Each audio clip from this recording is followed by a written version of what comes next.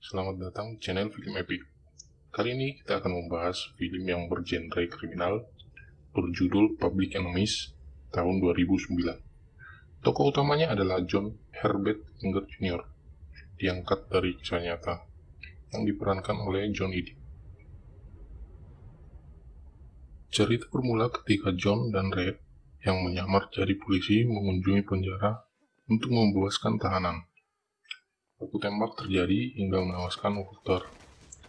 Sementara itu, John menemui rekan-rekannya untuk merencanakan perampokan, termasuk Marty dan Anna, dari pihak kepolisian.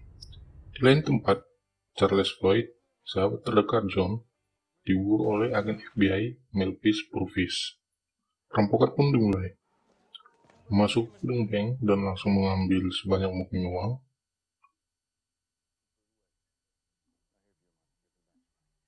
Di luar gedung bank, sempat melakukan kontak senjata dengan aparat kepolisian. Polisi benar-benar kewalahan ketika tawanan dijadikan tameng. John Dillinger dan rekan-rekan berhasil lolos. Direktur FBI turun tangan, yaitu Edgar Hoover, menugaskan agen FBI terbaik, Melvis Purvis, untuk fokus utamanya memburu John Dillinger, orang yang paling dicari di Amerika. John sangat piawai dalam dunia kejahatan. Dia memiliki koneksi kepolisian, pengacara, sindikat, dan berlindung di tengah masyarakat karena dia merampok institusi bank. Aksinya berlanjut ketika mengetahui rencana pengiriman uang cadangan federal yang diangkut dengan kereta, yang bernilai fantastis. Inilah yang didambakan John selama ini.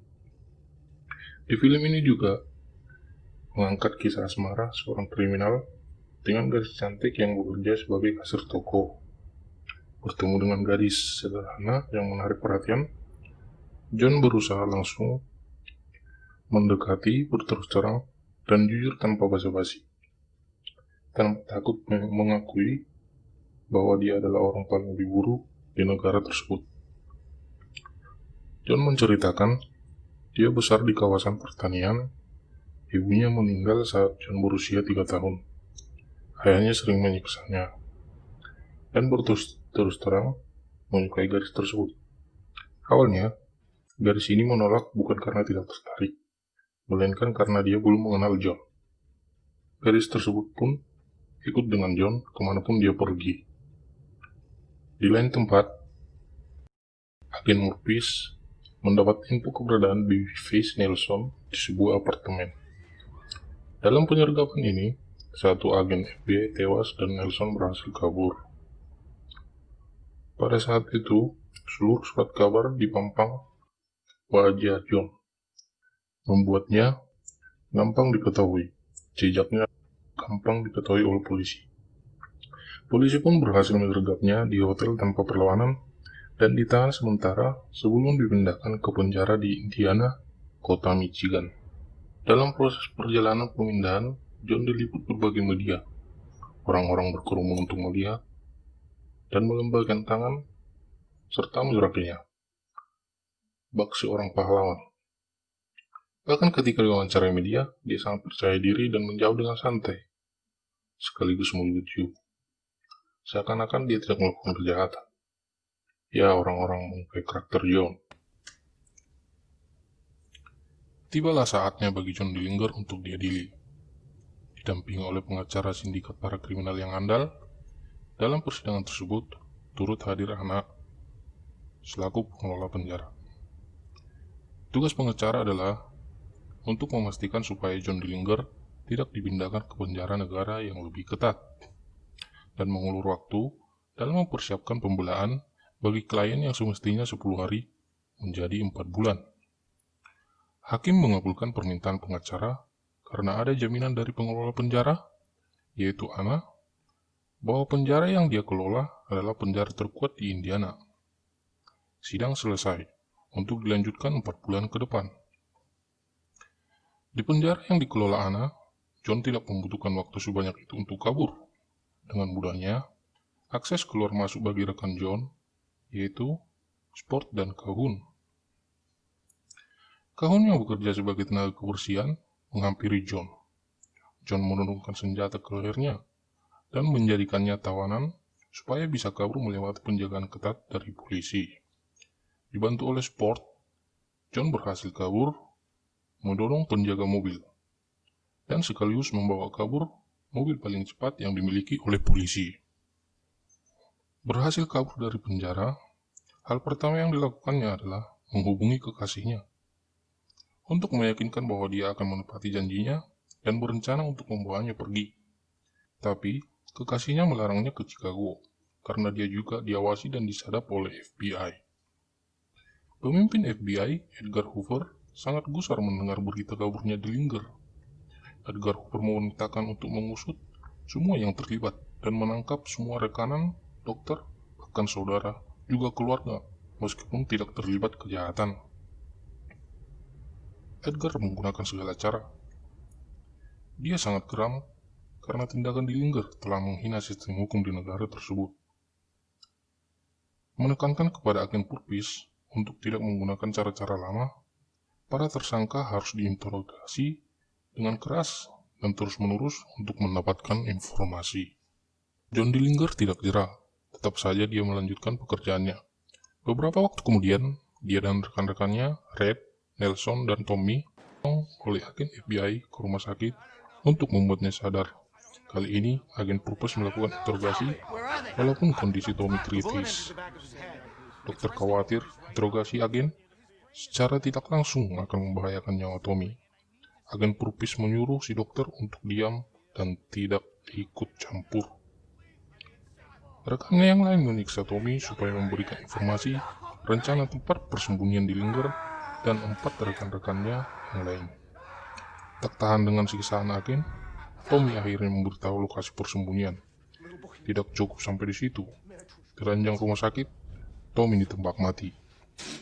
Edgar Hoover menyerahkan banyak agen untuk bersama-sama dengan agen Purvis ke tempat persembunyian.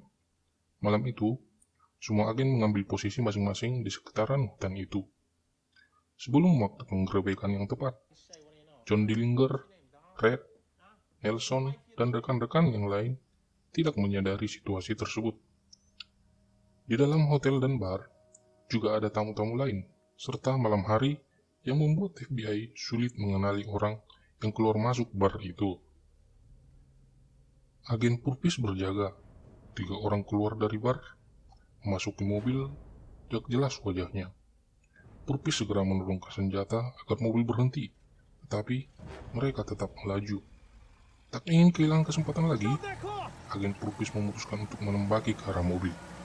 Tetapi, tembakan balasan berasal dari dalam hotel. Mereka telah menembaki orang yang salah. 3 orang yang bukan target tewas di dalam mobil. Aksi baku tembak berlangsung.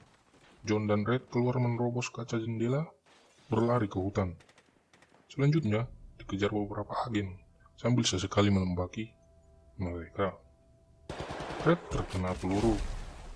Dibantu John agar tetap berlari ke arah jalan raya. Nelson telah lebih dulu ke jalan raya, merampas mobil agen yang melintas dan membunuh agen tersebut. Nelson bertemu 2 rekannya di jalan, langsung buru-buru masuk dan menancap gas, tidak bertemu dengan John dan Red. Agen Purvis mengejar dari belakang, menghujani mobil mereka dengan peluru. Nelson dan 2 rekan lainnya terbunuh malam itu.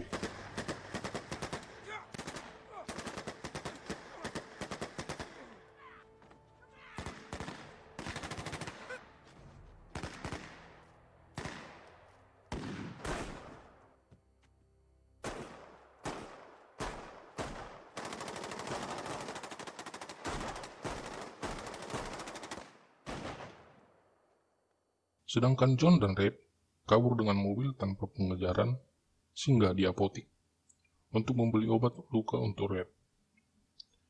Berusaha untuk menyelamatkan Red, tetapi nyawanya meregang di hadapan John. Red adalah sahabat terdekat John. Semua sahabat John Dillinger mati dalam penyergapan, penembakan yang sangat brutal oleh tim Murphy. John sendirian lolos dengan luka tembak. Hanya kekasihnya yang ia punya juga tertangkap dan dipenjara. John Dillinger dijebak oleh sahabatnya yaitu Anna, atas paksaan agen Murphy.